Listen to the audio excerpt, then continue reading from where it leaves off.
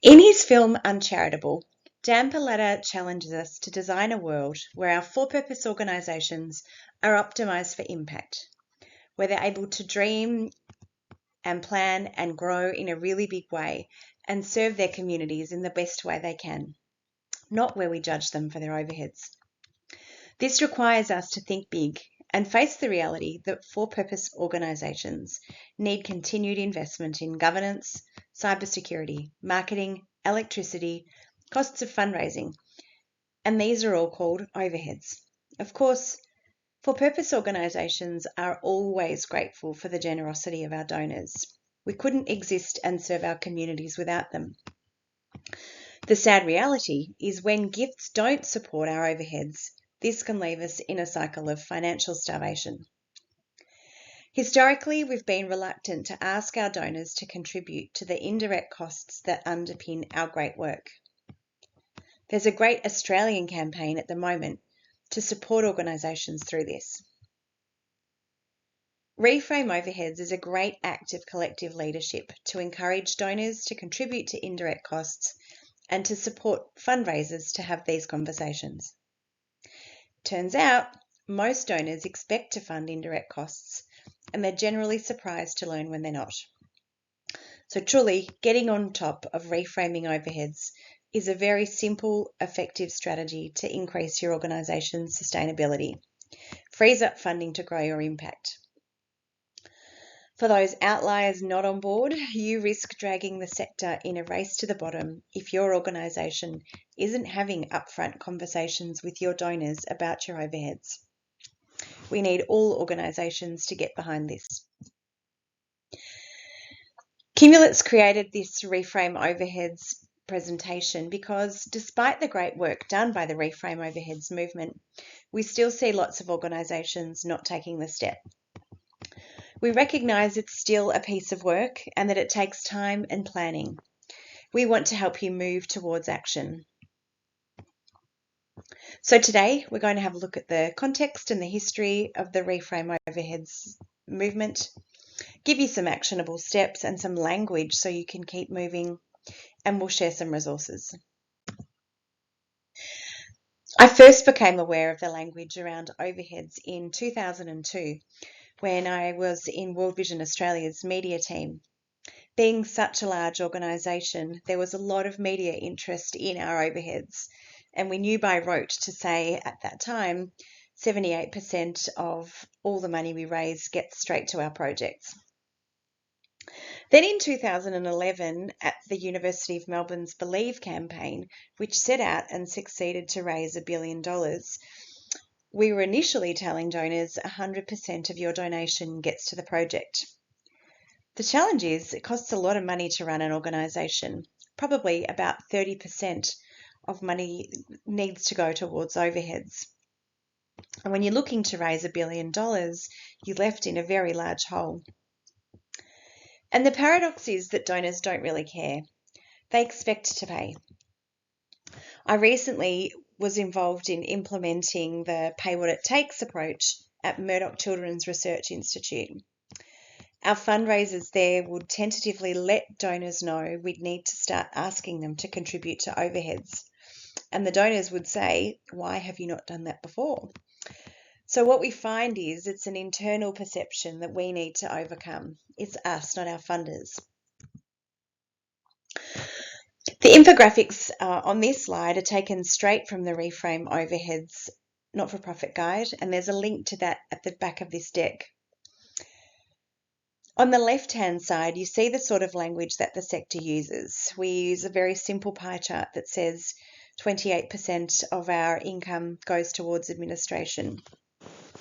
And we use language like capacity building, administration, innovation, and it's not the language or the sort of representation our donors are looking for. On the right, you see the donor preferences, which is really helping donors understand all of the aspects that make up administration. It's our cybersecurity, it's our governance, it's staff training. These things we all understand to be important. You also see down the bottom of the slide the sort of languages that donors like to see: accountability, effectiveness, impact. Remember, our donors are giving us money to be able to solve important problems in society that they are passionate about. We also need to let them know figures like if for every dollar that we raise, we are able to raise, for every dollar that we spend on fundraising, we're able to raise $3 to help the communities we serve. This one's a shout out to your fundraisers, and I think maybe our next presentation might be on the importance of a culture of philanthropy. But I want to highlight that this really is a board and exec matter. Fundraisers, 94%, believe that there's a problem with the way that charities are representing their overhead costs. They want to change and they believe they can make the change, but they need their boards and exec to support. What gets in the way? So the culture gets in the way of philanthropy, and this is a really big topic. You need to support them with policies. You need to agree what rate of overheads your organisation is going to charge, and that needs to be calculated with finance.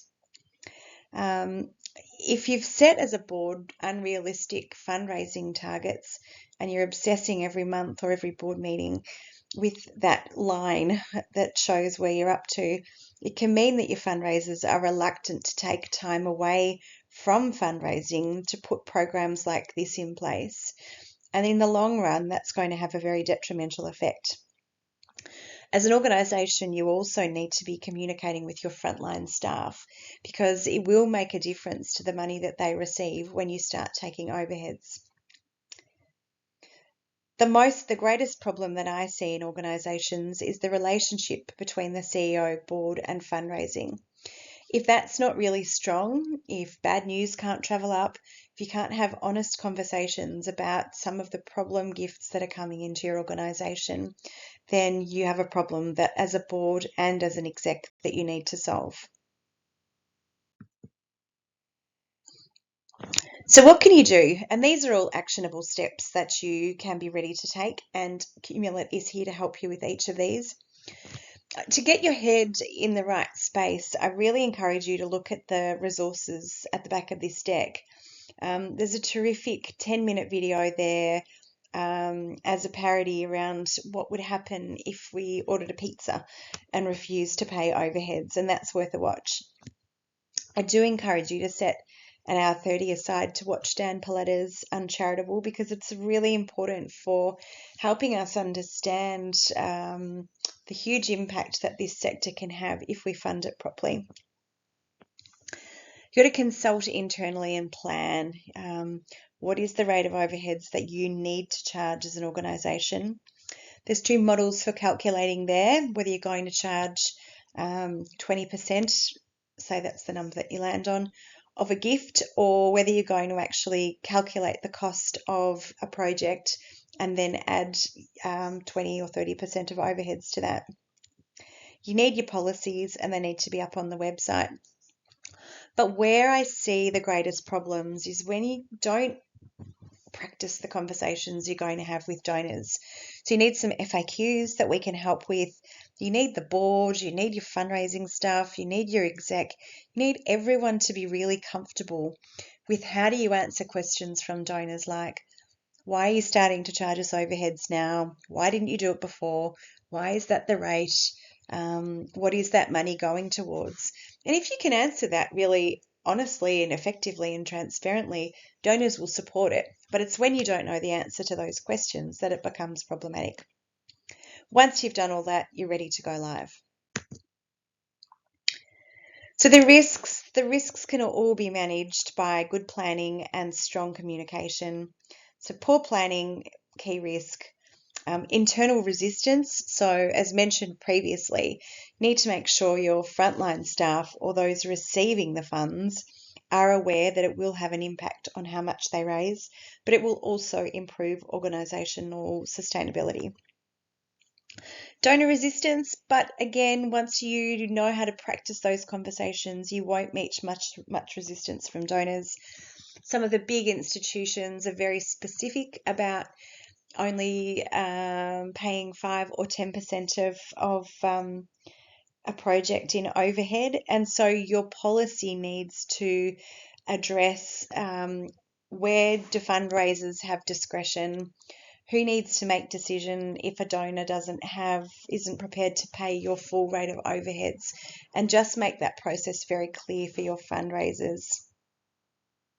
The greatest delay, I would always say, is failure to get going on this, because it's really affecting your ability to deliver impact. Finally, these are the resources. So top two are the context, pizza ad, and also uncharitable. And down below are the great resources that have been pulled together by the Reframe Overheads movement. All I've done is pull together their thinking so you can get it into action, and some resources from Philanthropy Australia.